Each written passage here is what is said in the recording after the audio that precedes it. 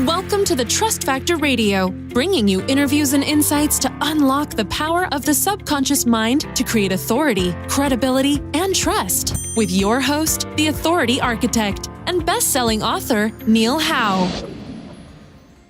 Hello and welcome. This is Neil Howe. Welcome to the Trust Factor Radio. On this radio program, this is our very first Trust Factor Radio episode. And we are going to be talking about trust and how trust is extremely important in business. People who trust you are going to want to buy from you, and they're going to recommend other people to you because they trust you as well. So trust is extremely important in business, and I want to dedicate this show to talking about some of the things that can elevate the trust that you have in the marketplace. Now, I'm going to be talking about some things myself, but other times I'm going to have different guests on who are going to share their experience and how trust has really put them at the forefront of their market. Find out what things have worked for them and see if you can implement some of those things in your business as well. So make sure you subscribe to the channel and stay tuned for the Trust Factor Radio. Will be coming to you every week. So I've seen Trust Factor work miracles in people's lives and business once they have developed the knowledge of the Trust Factor and what it is. It can completely transform lives and businesses in all niches once they have discovered that power, and they take the action and put these simple concepts that we're going to talk about on the show to work. So have you ever wondered why one business prospers and another fails?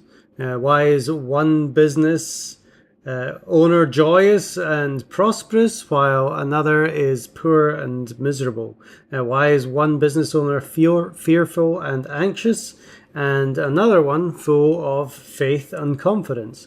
And why does one business close all the sales at a high price when another one struggles to try and give their products or services away? And why is one business a great success while another one is an abject failure? And why is it that so many good, hard-working people fail in business after years of trying, while others can waltz in and dominate a new market? Is there an answer to these questions that can be learned and easily implemented? There most certainly is, and that's what we're going to be talking about on the Trust Factor Radio. And a lot of it has to do with not only the things that you can do to put on your website, but it really has to do with yourself and how you view yourself and how you view the way that people look at you. That is one of the most important things, that you are actually taking action. You're working on your authority, credibility, and trust. And that acronym right there, ACT, is ACT. People don't realize that you actually have to work on these things. They think that it's just going to come to them. And unfortunately, that rarely happens. You might have been in business for 10, 15, 20 years and expect just because you've been in business that long to have a good name and a good reputation and people will just flock to you. But, somebody can come in quite easily to your marketplace and they put these authority marketing and trust figure, the trust factor methods in place, and they can really take over and dominate in 3 to 9 months. You can completely change your business and dominate a whole market. So what are we going to be talking about on the Trust Factor Radio? You're going to learn some new terms like microspecialization. What is microspecialization? It is kind of breaking down your business and concentrating on the one thing that you're really good at, or maybe even just putting out information about one thing that you're really good at. And once you become that king or the authority or the noted person in your area for that one thing, people are going to come to you for that. But once you've developed that relationship with them, they're going to come to you for all the other things as well, and they're going to start talking about you. Now, in doing so, we want to be talking about creating a cool personal brand. You want to brand yourself, and in this new day and age, it's extremely important to brand yourself, because we really don't know what's changing, and things are changing so fast in this world, in this economy, that we don't know what's around the corner. If you're in a job, you might get let go. Artificial intelligence is coming in. They're going to be taking over different things. So you really have to work on yourself and create a brand for yourself, even if you're working for another company. People have got to know who you are so that they want to hire you and not necessarily the company that you work for. We're going to be talking about story branding. What is story branding? Well, it's using your story as part of your brand. Your story is extremely important to get people drawn to you, to understand you, so that they can feel the pain that you've gone through, so that they understand that maybe that you know the pain that they're going through, that you've been in the same situations as they are right now, and you've come out of it, and you show them your success. So they're more likely to follow you because they know that you have been through the same things that they have. So that's extremely important. We want to talk about how you're going to be remembered. What kind of content are you putting out there that people are going to actually say, oh, yeah, I'm going to remember this. I'm going to remember this guy because it's a great message. It's a cool brand. And, if I'm thinking accounting and somebody does something in accounting that is, stand out and special, you're going to remember that because, all accountants are pretty much the same. They deal with numbers. They're in a commodity industry. What makes one different from the other? These are all the things that you need to do to brand yourself so that you stand out. So if somebody thinks accountant, immediately your name or your image or your company logo comes to mind. We're also going to be talking about destroying the foundation. My first book that I put out was called Foundation because we want to build that foundation on authority. And that's what the book talked about, is how do you set that platform, that solid platform that you can build off to really start your business and make sure that you're starting it on a solid foundation. So we want to, obviously do these things that are part of the trust factor as well, increase your authority, your credibility, and your trust in the marketplace. And that gives you a great foundation to go and build a business and do whatever you want. But destroying that foundation is, some other kinds of content that you put out there. An example that I heard very recently was Shania Twain. She came out and she said, obviously she's Canadian and people know her, and she said that if she was American that she might vote for Trump. Well, that alienated half of her market right away just because of that statement. And then she came back and said, and she apologized for that statement. Well, that probably just alienated the other half who might have been Trump supporters. So you got to be very careful about what you say, and that you're not giving the wrong message out, and that you're not going to, annoy or irritate the people that follow you.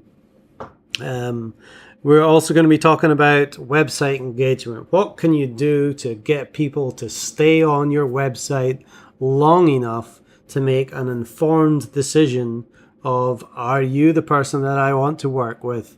Do I feel safe giving you my money? And do I feel that you're going to be able to do what you say that you're going to do and, provide me the solution that I am looking for?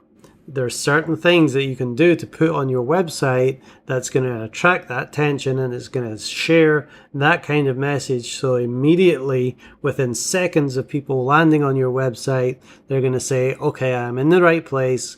Now I need to dive deeper. what usually happens is within 5-6 seconds of somebody coming to your site, if they don't see something immediately, they bounce off and they go to the next one on the page. They're just going down that first page of Google to see if there's anyone that stands out. We're going to be talking about authority content marketing. Content is king, and you want to be putting out content very regularly, but you also want to be putting it out strategically on different authority platforms. Now, what is an authority platform? Well, authority platforms are things like the media. If you can get yourself in the media, whether it's on a radio program or a podcast or in the newspaper or on television, these are authority sites. These are sites that have already built their authority over the last 15, 20 years. They were there at the start of the internet, and they're still there. People know, they trust these different platforms, and you were talking things like ABC, NBC, CBS, Fox, CNN. People know these names, they know those logos, and they've trusted them for years. Whether now they believe that they're putting out the right message is questionable. However, they are immediately recognizable logos, and if you can get your message out on those platforms, it does give you that added credibility that people are looking for. So we want to get content on as many authority sites as well, and without really getting into the SEO message, the more of those kinds of links that you have pointing to your website, your homepage, the more traffic that you're going to get from SEO, but I don't want to go down that road. I want to talk about creating brand loyalty. How do you create loyalty in your brand? What kind of experience are you providing for your customers and clients? Is it something that they can get somewhere else? Is it something that they can get cheaper? If you're providing an experience and they don't get that experience elsewhere, they're going to stay with you for the experience. And that gives them that loyalty where they're going to stay with you. They're going to talk about you to other people, and they're going to recommend you. So creating that brand loyalty is very important. We're also going to be talking about things like creating a sales funnel. What is a sales funnel? A funnel is something that's wide at the top, and it comes down narrower, narrower, and narrower until you get to the bottom, and that's where you make the money. So all these people that might just be searching are looking for somebody to solve their problem. They don't know who yet. Well, those are the people that are coming into the top of the funnel. And you bring them down, you ask them some qualifying questions, and the more questions that you ask them and the more answers that you're able to provide, keeps them further and further down that funnel until they're ready to make a buying decision. And once they're ready to make that buying decision, that's when you make money. Those are the ones that you really want to concentrate on instead of spending all your time on just the looky-loos. They're still just looking around, not quite sure who they want to buy from or purchase from yet. We're going to be talking about using your authority once you've created that authority and that name recognition and your branding. Once you've done all that, how can you get speaking gigs so you can go and speak in front of the audience that you want to be in front of? So if you're in marketing, for instance, to dentists, can you go and speak in front of a group of dentists? Will you be welcomed? Well, most people who are invited to speak have a book that shares that they are the authority on that specific subject matter. So that's extremely important, and over 50% of people that are hosting events want to see somebody that is that authority and has a book on the subject matter. So if you don't have a book on the subject that you are teaching or talking about, then you're probably not going to be asked to speak in many events.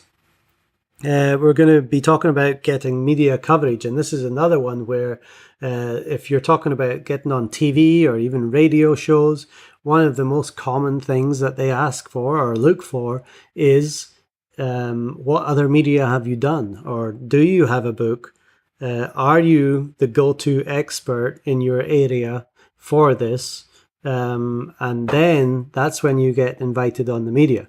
Now, this could also be a catch-22. There's definitely a way that you can get yourself on the media if you've got the right story.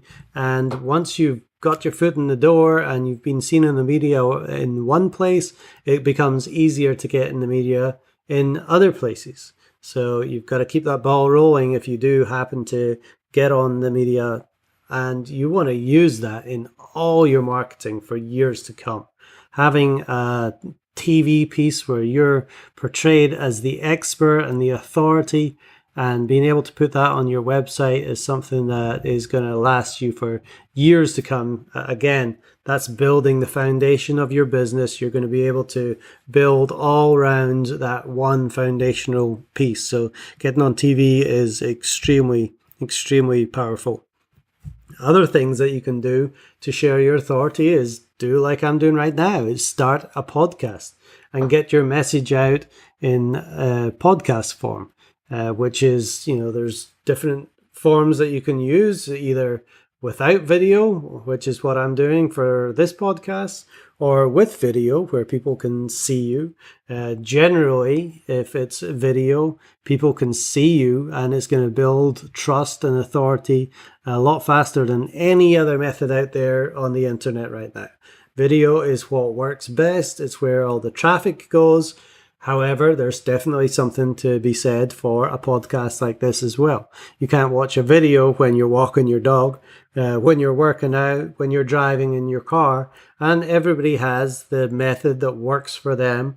This one works for me. I like to do a lot of interviews as well, and people are always on the go and not necessarily have the time to, sit down in front of a computer and get themselves all made up for the camera.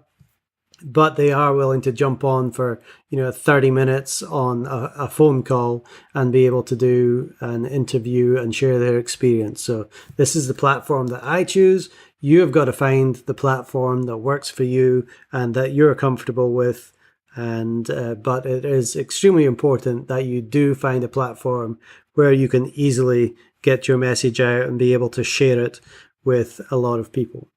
Now, one of the fastest ways to get business back, or a cash explosion back into your business, is by reaching out to past customers. We want to talk about, things that you can do and say to get that trust back and bring people back into your business and win them back by featuring yourself in all these different authority platforms. We use things called like a humble brag. So you can post humbly, hey, look where I've been featured. I'm so blessed. This is great. Thank you for all your support. Getting that message out to people that you have done business with, people on your list, is something that's going to get them back engaged and, come and want to do business with you because, again, they see you as that authority in the marketplace. And of course, I've talked a little bit about the book, but probably the most powerful marketing tool that you can have is what we call a simple market influence book. And a simple market influence book is not a book that is going to be the ultimate guide to. It's not going to share everything that you need to know about your subject matter. It's about taking one area within your business of what you know very well and talking about that one area and creating a book just around that. So if I'm going to use a tax attorney, for example, the cryptocurrency taxes are something that a lot of people are talking about right now. Coinbase has got a huge list of people that have not paid their taxes, and they're giving it to the IRS. So the IRS right now are going to be searching all these people who have made money on Bitcoin and these other altcoins for, the last few years, and they're going to be looking to see if they paid their taxes.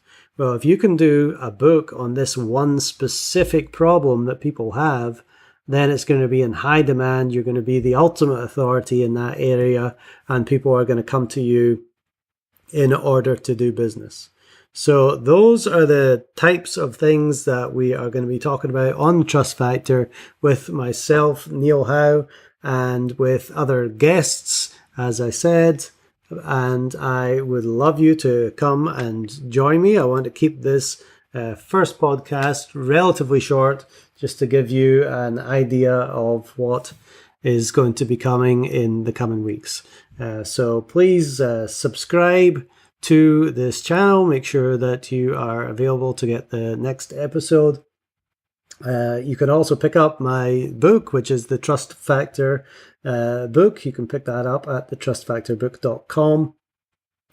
And make sure you subscribe and stay tuned for the next edition of the Trust Factor Radio. So until next time, trust me, trust sells. You've been listening to the Trust Factor Radio with Neil Howe. To learn about the resources mentioned in the show and to listen to past episodes, go to thetrustfactorradio.com. To get a copy of the book, The Trust Factor, go to thetrustfactorbook.com. If you are ready to act now and build your authority, credibility, and trust, schedule a consultation with Neil at theauthorityarchitect.com.